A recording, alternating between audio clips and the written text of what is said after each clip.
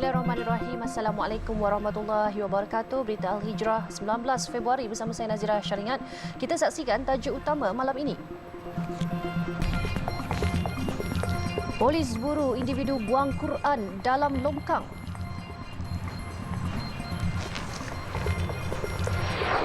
Juga pelajar rosak harta sekolah diarah jalani khidmat komuniti.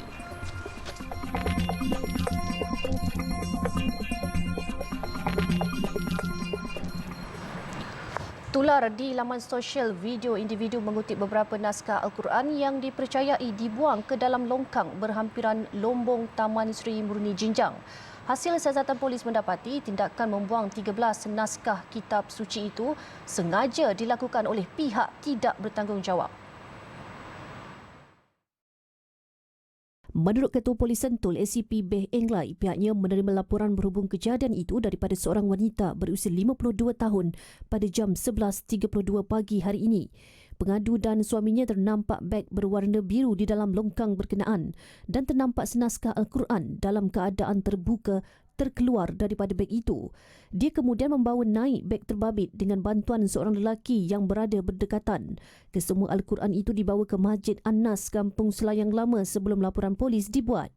Polis ketika ini sedang giat mengesan pihak yang terbabit dalam kes tersebut.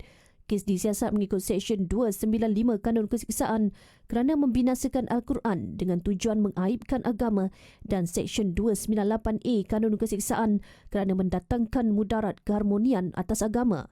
Orang ramai yang mempunyai maklumat berkaitan boleh menghubungi bilik gerakan IPD Sentul di nombor telefon tertera. Persatuan Agensi Pelancongan Umrah dan Haji Malaysia Papuh menetapkan harga lantai bagi pakej umrah ekonomi bermula daripada RM7,800, manakala bagi pakej umrah premium atau VIP bermula daripada RM14,000. Presiden Papuh Datuk Seri Razali Mahmad Syam berkata ahli Papuh mencapai kata sepakat meletakkan harga lantai itu susulan kenaikan harga tiket penerbangan dan hotel penginapan di Madinah dan Mekah. Keputusan berkenaan dibuat susulan satu perjumpaan melibatkan ahli Papuh di Shah Alam 2 hari lalu. Perjumpaan bertujuan membincangkan mengenai kenaikan harga tiket penerbangan dan juga hotel penginapan ekoran permintaan mengerjakan ibadah umrah yang tinggi daripada jemaah seluruh dunia. Sehubungan itu, ahli mencapai kata sepakat untuk meletakkan harga lantai berkenaan. Datuk Seri Razali dalam padi itu berharap agar bakal jemaah umrah memahami keadaan ketika ini yang menyebabkan berlaku kenaikan harga pakej.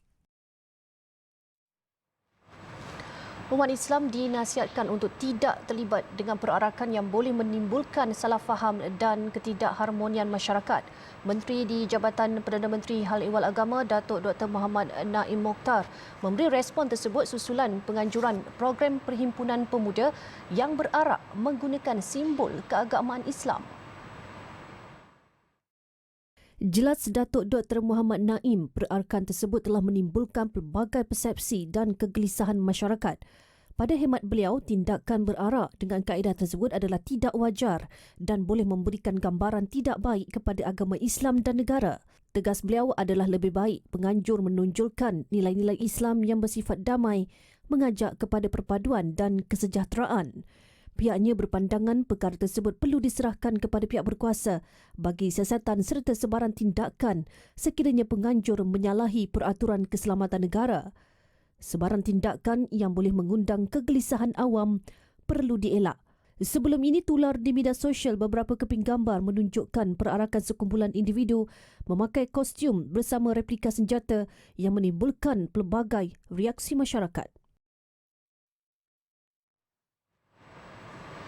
Kumpulan pelajar sebuah sekolah menengah di seberang Perai Selatan SPS dekat Georgetown yang merosakkan pelbagai peralatan dan fasiliti sekolah diarah jalani khidmat komuniti.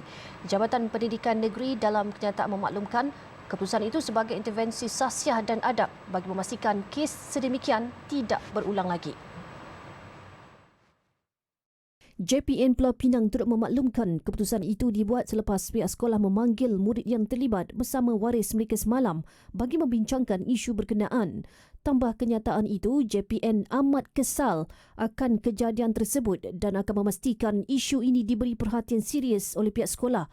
Tular dua video masing-masing berdurasi 28 saat dan 58 saat di media sosial memaparkan beberapa pelajar bertindak menendang pintu bilik darjah dan tandas sehingga pecah serta merosakkan kerusi.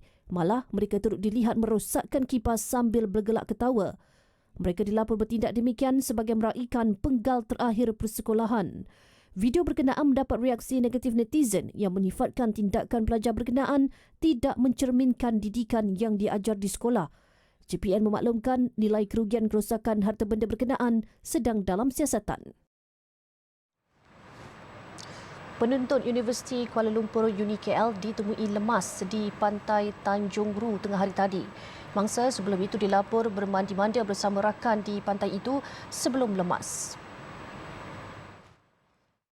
Menurut Ketua Polis Daerah Langkawi, Asisten Komisioner Syariman Asyari, Muhammad Fahmi Hafizi Zulkifli 20 tahun ditemui terapung 50 meter dari pantai berkenaan. Mayat mangsa disahkan ibu saudara dan sepupunya yang berada di pantai itu untuk proses pengecaman. Dalam kejadian petang semalam, Muhammad Fahmi sebelum itu cuba diselamatkan rakan-rakannya dan juga pelancong namun tidak berjaya ekoran arus air kuat ketika itu. Mayat Fahmi hanya dijumpai sekitar jam 1.45 petang tadi oleh pasukan penyelamat dan terus dibawa ke unit forensik Hospital Sultanah Maliha Langkawi bagi bedah siasat sebelum dituntut anggota keluarga.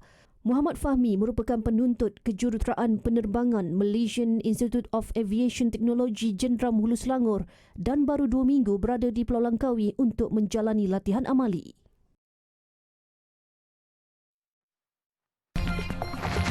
Bayar duit rumah tapi kunci tak dapat. Alhamdulillah bertemu kembali. 2 tahun menanggung beban bayaran bulanan rumah kepada bank tetapi masih belum boleh didiami. Itu keluhan lebih 130 pembeli rumah program Perumahan Rakyat 1 Malaysia Prima Sungai Puteri di Rompin yang tertekan kerana pihak pemaju belum menyerahkan kunci rumah. Dakwa mereka, pemaju sepatutnya menyerahkan kunci selepas 24 bulan tarikh perjanjian jual beli SNP yang dibuat pada Ogos 2019. Wakil Pembeli Muhammad Nazlifah Muhammad berharap kerajaan dapat membantu menyelesaikan isu ini selepas pemaju didakwa gagal menjelaskan punca kelewatan itu. Saya dah berhubung dengan pihak pemaju tapi tak ada kata putus daripada pihak pemaju. Sebenarnya di sini kita tengok macam ada sesuatu yang tidak kena daripada pemaju sendiri pun. Jadi itulah saya minta jasa baiklah pemaju dan juga pihak PBT untuk mempercepatkan rumah Prima yang berada di Rompin ini disegerakan kalau boleh sebelum raya ini. Bagi seorang lagi pembeli Nurul Syahinah Tayrah Muhammad Noran, dia menaruh harapan agar pemaju dapat menyerahkan kunci rumah seperti dijanjikan. Menurutnya sekiranya rumah itu diperoleh dalam masa terdekat, ia dapat mengurangkan beban kewangan yang ditanggung ketika ini. Anak daripada belum kahwin, sekarang anak dah pandai jalan dah. Tak dapat lagi. So kalau boleh? Kalau boleh dipercepatkanlah. Kami semua perlukan tempat tinggal. Mana lagi nak bayar sewa rumah, barang, lepas tu bayar rumah lagi. 2 tahun bayar rumah tapi tak boleh duduk. Bagi Raja Muhammad Rizwan Raja Daud, berdasarkan perjanjian, rumah tersebut perlu diserahkan kepada pembeli pada Ogos 2021. Kalau tak silap saya, progress payment pun sekarang kita dah bayar 75%. Fasa terakhir sebelum diserahkan kunci lah. Jadi kita nak tahu sekarang ni pihak developer bila dia boleh serahkan milikan kosong. Itu je yang kita nak tahu sekarang ni. Mereka turut berharap pihak berkenaan dapat menyelesaikan isu ini segera supaya mereka dapat mendiami rumah milik mereka sebelum Aidilfitri. Sementara itu, di Negeri Sembilan, pembeli rumah projek Perumahan 1 Malaysia Prima Residensi Seremban Sentral tidak berpuas hati berkenaan isu penyerahan kunci rumah oleh pihak pemaju yang telah tertangguh sejak sekian lama dan mereka mahu serahan itu disegerakan. Projek Prima Residensi Seremban Central mempunyai 1,504 unit dan telah mula dibina pada tahun 2017. Tahun lalu projek perumahan itu telah siap sepenuhnya. Petang tadi kira-kira 20 pembeli berkumpul di hadapan projek perumahan itu sebagai bantahan dan desakan kepada pemaju rumah berkenaan. Jelas pembeli pihak pemaju sebelum ini ada memaklumkan akan menyelesaikan penyerahan kunci rumah pada bulan Mac depan. Namun kata mereka pada perjumpaan kedua-dua pihak baru-baru ini, penyerahan kunci hanya dapat diselesaikan pada bulan Julai dengan alasan sijil siap dan pematuhan CCC tidak diperolehi. So dalam perjanjian awalnya kalau ikutkan rumah ni kita dah boleh layak duduki pada tahun 2021, awal 2021. Daripada perjanjian asalnya, dia info kat kita, dia kata selepas 2 bulan kita duduk rumah ni baru start buat pembayaran. Tapi sekarang daripada 2021 sampai 2023 masih tak ada apa-apa feedback daripada pihak pemaju lah. Jadi benda ni bagi tekanan dan bebanan pada kita orang lah. Pembeli berasa kecewa berikutan pemaju berulang kali menukar tarikh penyerahan kunci rumah kepada mereka walaupun projek berkenaan sudah pun siap sepenuhnya. Pembeli membayar ansuran bulanan pembiayaan perumahan sebanyak RM1,320 dan ia bertambah beban apabila ada yang terpaksa menyewa rumah lain. Bila kami tanya call Prima suruh tanya pemaju tu Brownfield suruh kepada Prima untuk call. So kami ni ada yang dah macam saya sendiri dah bayar full dan terpaksa membayar rumah sewa sebab kami sebenarnya benda ni adalah rumah pertama saya beli. So bila bayar dua benda ni jadi terbeban.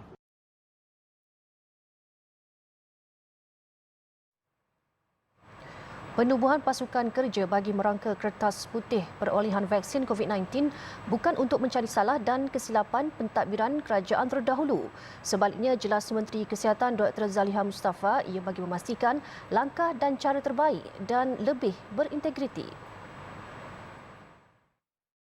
Jelas Dr. Zaliha, laporan pasukan kerja itu akan disiapkan secepat mungkin. Ia akan dibentangkan kepada Kabinet untuk kelulusan sebelum dibentangkan kepada Parlimen. Kita melihat juga beberapa perkara yang kita boleh tambah baiklah daripada mungkin daripada yang telah kita dengar sebelum ini yang telah dibentangkan oleh PAC lah. Dia bukan untuk melihat ataupun pick up on mana-mana kesilapan kesalahan, tapi untuk mengeluarkan suatu cara yang terbaik, lebih orang kata lebih berintegriti, memastikan ada juga keuntungan dari pihak kerajaan dan sebagainya. Walaupun itu dibeli kita faham maksudnya procurement itu dilakukan di waktu darurat, tetapi ada mungkin perkara-perkara yang kita perlu titik beratkan.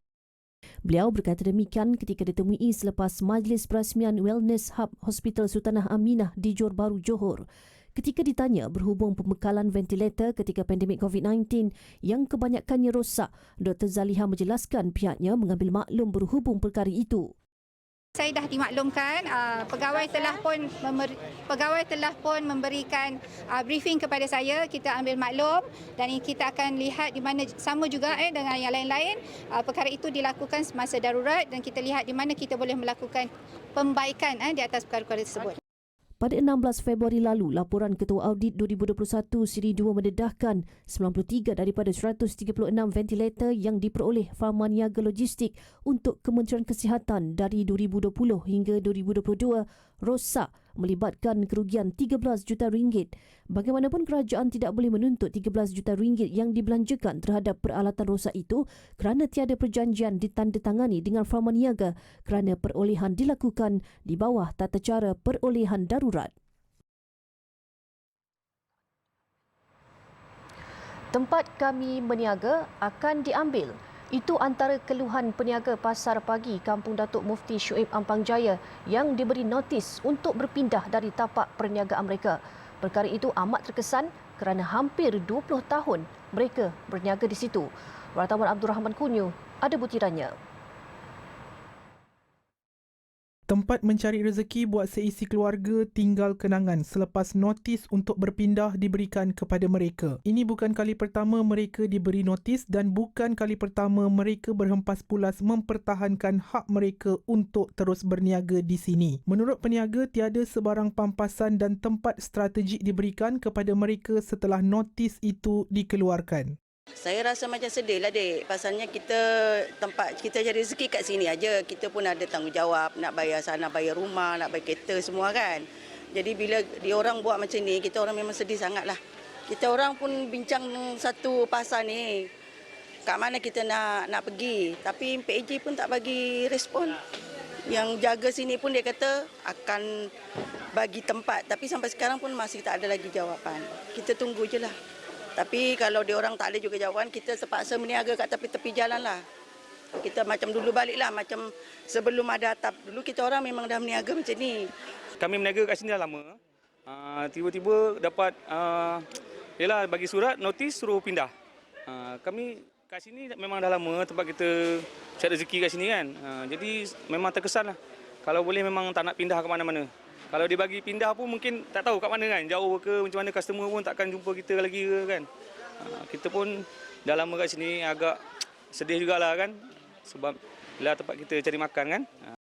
Sementara itu, pengunjung harian yang membeli di pasar pagi berkenaan juga meluahkan rasa kecewa kerana perlu ke pasar yang lebih jauh dari tempat yang mereka diami. Selain pasar pagi, deretan kedai makan bersebelahan pasar juga terkesan kerana diberi notis peringatan awal untuk berpindah kerana kawasan itu juga merupakan kawasan rizab berstatus tanah lapang. Ini adalah satu-satu pasar di kawasan ni yang mana satu kampung datang sini. Ini nak masuk bulan Ramadan bulan depan. Jadi pasar ni nak satu pasar tumpuan. Sebabnya pengunjung bukan kawasan persekitaran saja. Ianya meliputi sampai ke luar kawasan Ampang ni. Jadi saya rasa tak setujulah kalau pasar ni ditutup ataupun dipindahkan ke tempat lain. Terutamanya kalau dipindahkan kawasan-kawasan yang jauh daripada kawasan ni.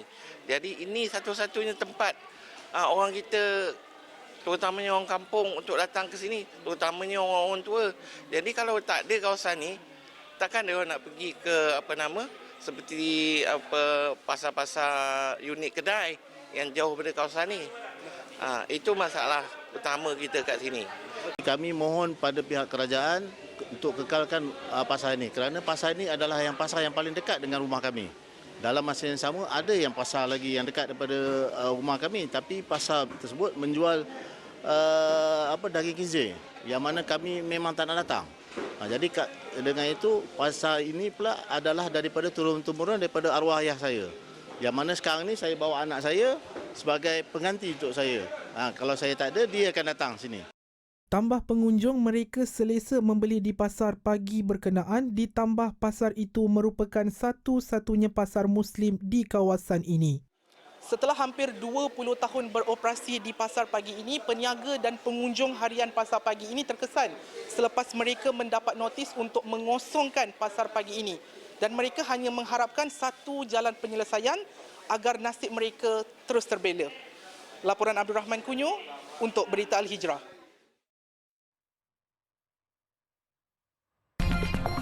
Selepas ini, gegaran kuat Syria, penduduk sangka serangan udara.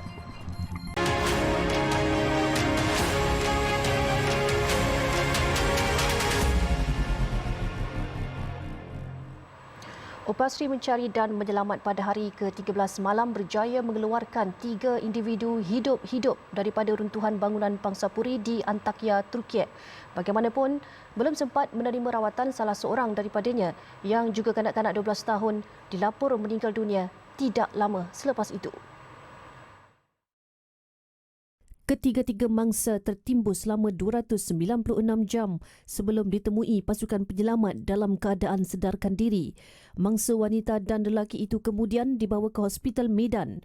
Ketika ini, operasi SAR giat dijalankan memandangkan pasukan penyelamat masih mengesan bunyi dan haba selepas gempa bumi 7.8 skala Richter menggegarkan selatan Turki dan utara Syria 2 minggu lepas. Bencana yang disifatkan terburuk dalam sejarah itu telah meragut lebih 46,000 nyawa selain memusnahkan 80,000 bangunan. Sementara itu, tinjauan AFP di perkampungan Demirkopru di selatan Hatay mendapati kampung yang sebelum ini didiami 1,000 penduduk terbelah dua.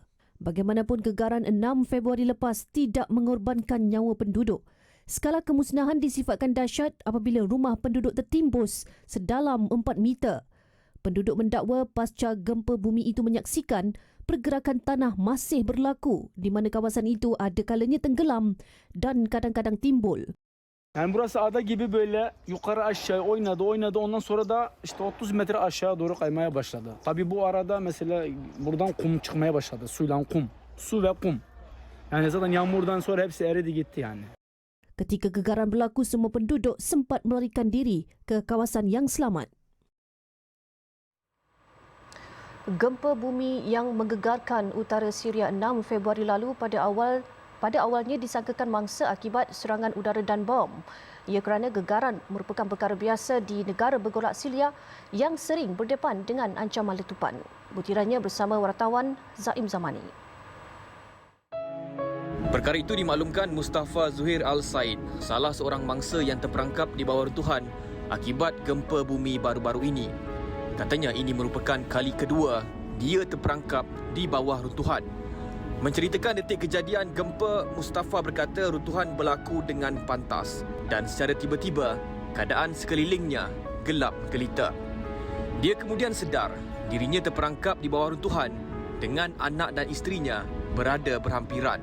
Mustafa berkata pada awal kejadian dia masih dapat mendengar suara jirannya sebelum jeritan kesakitan dan minta tolong itu semakin perlahan dan hilang. Kelewatan misi mencari dan menyelamat disebabkan kekurangan peralatan dan bantuan menyebabkan ramai yang menjadi korban. عم بسمع اصوات جيراني بعدين صرت افقد الاصوات. الناس يعني تموت خنق، ما في اكسجين، ما في، حتى شعرت انه صار صوت آليات. هون يعني ارتحنا شوي، يعني انه مثلا اجت ناس انقاذ بدها تساعدنا، ولا لو في معدات بهالبلاد ومن اول يوم طلعت نص هذا البشر هون طلعت عايشه. Menurut Mustafa, dia dan keluarga kecilnya terperangkap di bawah runtuhan selama 2 hari sebelum berjaya diselamatkan.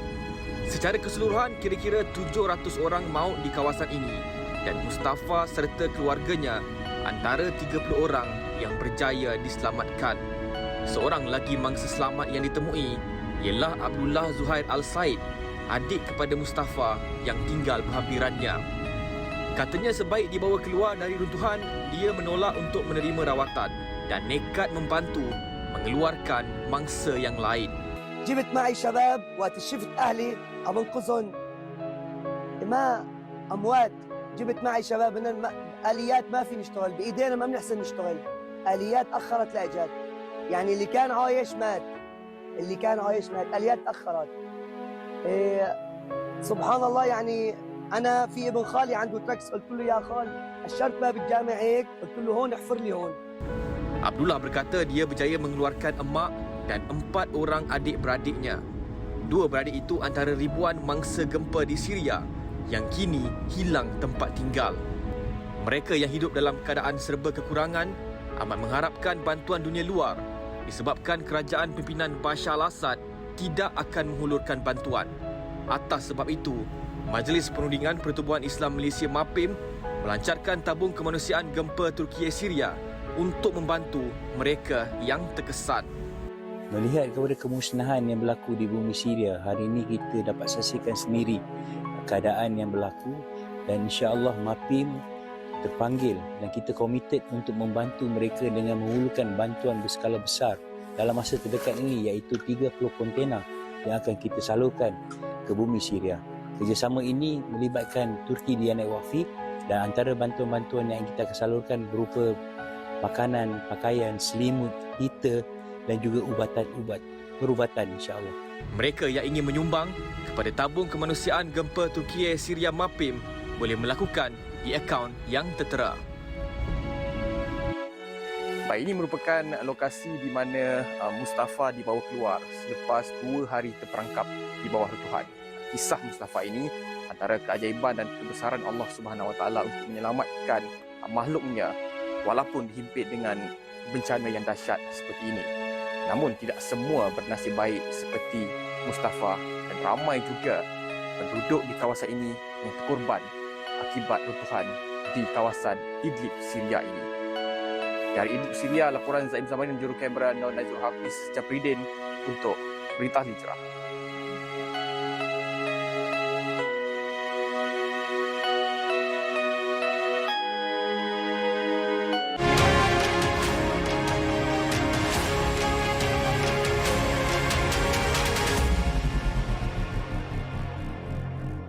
Laporan seterusnya, di Indonesia, seorang kanak-kanak perempuan berusia 5 tahun bukan sahaja diculik dan dibunuh, malah mayat mangsa turut dirogol sebelum dihumban ke dalam semak oleh jiran sebelah rumah. Lelaki tersebut dikatakan sakit hati dengan bapa mangsa yang suka memasang muzik dengan kuat. Ketua Polis Kota Mobagu, Dazveri Andi berkata, sebelum kejadian, mangsa yang dalam perjalanan memberi keropok dipanggil suspek supaya masuk ke dalam rumahnya di Desa Inuai, daerah Pasir Barat, Bolmong. Sebaik kanak-kanak itu masuk ke dalam bilik, suspek mencekik mangsa sehingga mati. Suspek kemudian memasukkan mayat ke dalam guni dan membawanya ke dalam ladang berhampiran. Lelaki itu merogol mayat mangsa dan dibuang di dalam semak samun sebelum melarikan diri. Mayat kanak-kanak itu ditemui 4 hari selepas kehilangannya dalam keadaan putus kaki kiri. Suspek dikenali sebagai Jamie Tambanua, 42 tahun, sudah ditahan polis. Malah lelaki itu mengaku membunuh kanak-kanak malang itu menerusi rakaman video yang tular di media sosial.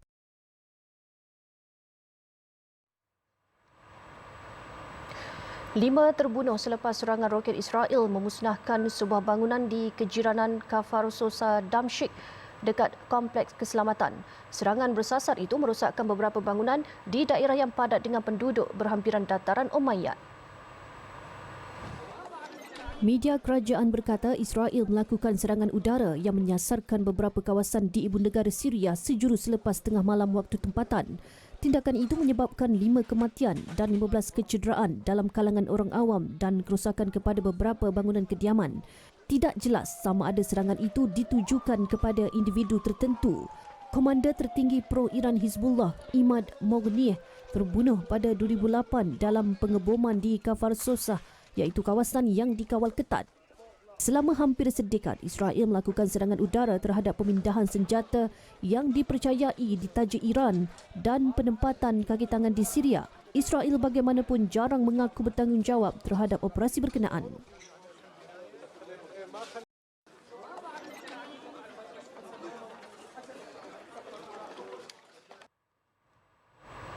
Sekian untuk malam ini. Ikuti kami di pelbagai platform media-media sosial seperti Facebook, Twitter, YouTube, Instagram dan TikTok. Juga layari alhijrahnews.com untuk laporan berita dalam dan luar negara serta artikel eksklusif. Dan jangan lupa saksikan Globe Al-Hijrah jam 8.45 malam ini yang membawa perkembangan gempa bumi, apa nasib utara Syria berbanding Turki. Saya Nazira Syaringat. Satukan ummah dengan ilmu bagi memperkasa Malaysia Madani. Assalamualaikum dan selamat malam.